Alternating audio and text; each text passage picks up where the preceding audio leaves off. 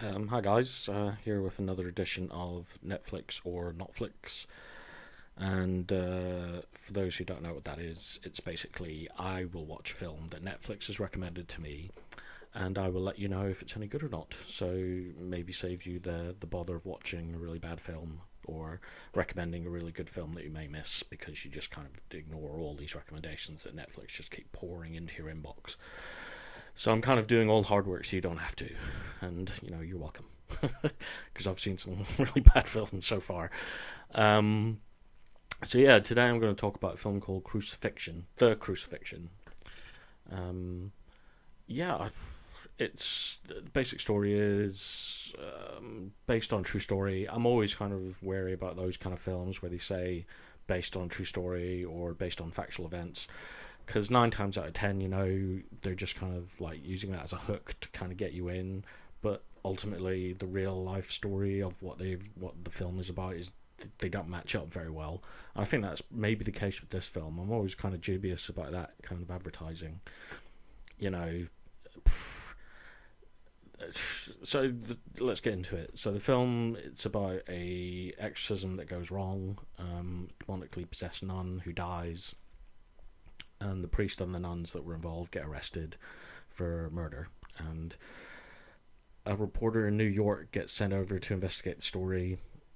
And yeah, she has her own agenda. She has her own kind of like beef with God and religion that she wants to kind of deal with and work through.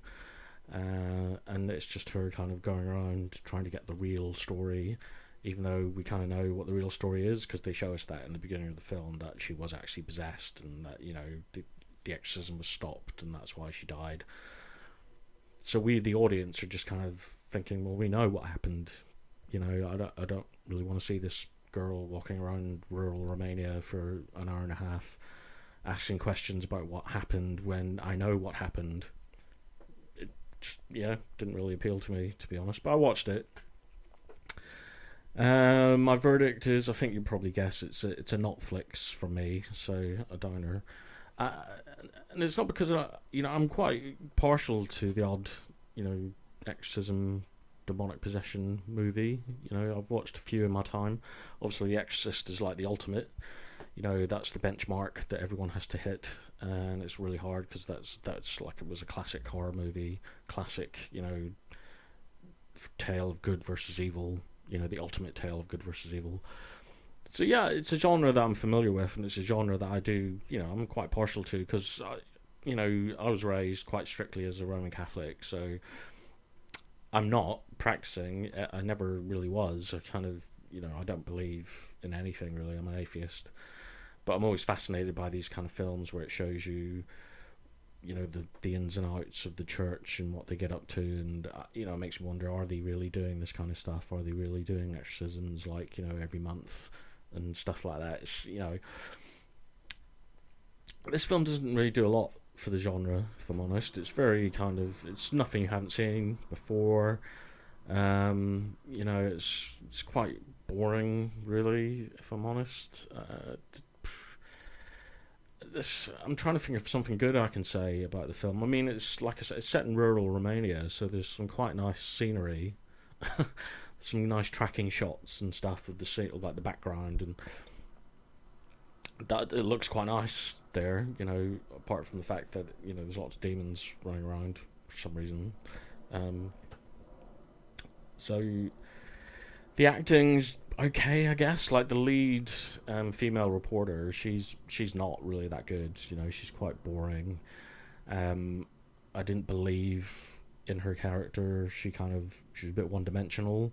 It feels to me that the actress kind of watched somebody playing a reporter in a film once and thought, well, that's what I'm going to do. That's how you do it. So I'm just going to copy and paste that performance. She wasn't the most charismatic lead. Not much going on there. I didn't really, when she's got this big kind of like beef against religion and God because of her mother died and wouldn't take treatment that might have helped her because she wanted to be with God, and her daughter's kind of got this issue now with God and oh, God killed my mother. And there's a scene where she kind of explains this to a priest, and it's like I just don't feel connected to her. I don't care about her story. Just it's boring. She didn't sell it to me, basically. And I'm a guy that does have the same kind of issues with God. So yeah, I was rooting for her, but it didn't really work for me. I didn't connect with the character. Um, Also, I'm wondering, why would a New York paper send a reporter all the way to Romania just to cover something like that? I find that quite unbelievable. I don't know. Maybe they do. I don't know. It just seemed a bit bizarre that they'd spend all that money to send her there for a week just for her to get a story that may or may not be about demonic possession. I don't know. It doesn't sound like the kind of thing that a New York newspaper would do. Um, the other thing, the ending was very, very rushed. It was like, you know, it, I'm going to go into spoiler territory here, although it's, as the film goes on, it's quite obvious that they're building up to the reporter becoming possessed by this original demon. And she does, ultimately. I thought maybe in the last minute they were going to do some sort of weird twisty-roo where it's actually the girl who was friends with the original girl that was possessed and not the reporter, but they didn't. They just kind of went with the most obvious path of least resistance and possessed the reporter. And it literally took 5 minutes to kind of exorcise her at the end, and it was fine, whereas you look at the original girl, who was a nun. She had a priest and like 5 nuns trying to do her exorcism. It sounded like it took like days and days and days and days and days for them to do this exorcism. At the end, she gets possessed. A priest comes in. 5 minutes later, boom, she's fine. And it was like, well, it's a bit rubbish, really. It's a bit fast. There's also a really bizarre kind of slow-mo shot with water effects at the end, like droplets of water, and it seemed to me, I was watching it and I thought, well, that's where 90% of the budget's gone, because I didn't see any real budget in the rest of the film. It's quite cheaply made, I think, and that shot, I was like, yeah, that's where all the budget's gone, on that one specific special effect. But maybe I'm just being cynical. So yeah, like I said, it doesn't do anything new with the genre. It's quite boring, it's quite plodding, it drags along. The jump scares, because there are jump scares, they're not really that good. You see them coming like 10 miles away, so when they do come eventually, you're not really affected by them as much as you should be. I'm not a big fan of jump scares, but in the right situation, the right scenario, they can really work quite well, I think, to unnerve the audience and get them on edge. But this film doesn't do anything really to make them any better than it's really cheap jump scares. What else can I say about this film? Jump scares, really boring plot, unbelievable main character.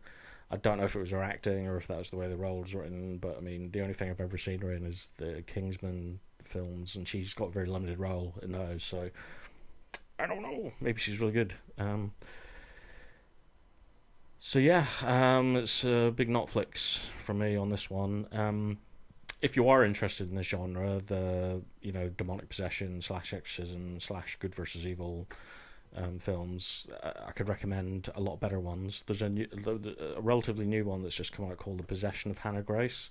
That's really good. It kind of, again, it doesn't do anything crazy, but it's a bit more original than most of these films, and I liked the way it was made. It was quite slick and it looked good.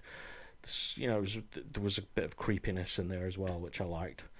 And it kind of does something with the story that I haven't seen in a lot of other films, where it's kind of like the aftermath of an exorcism rather than the exorcism itself, and I quite like that. So I'd recommend that. Then obviously there was a film called The Autopsy of Jane Doe, which technically isn't a demonic possession, it's more of like a witch kind of black magic thing, but it was really, really good. It was really creepy, really effective horror movie.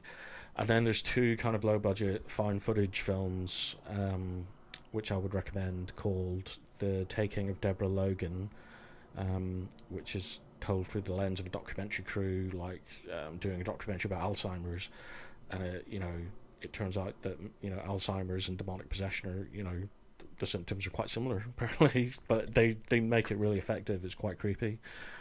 And another film called The Possession of Michael King, which is brilliant to me. It's a found footage film. I'm not a big fan of found footage films, I have to be honest, but those two work with the concept really, really well, and it works really, really well. And the subject matter is handled really, really like in an original way. And the possession of Michael King, especially, creeped me out for days after I watched that. So if you're into possession, demonic possession movies, then I'd go for one of those rather than the Crucifixion.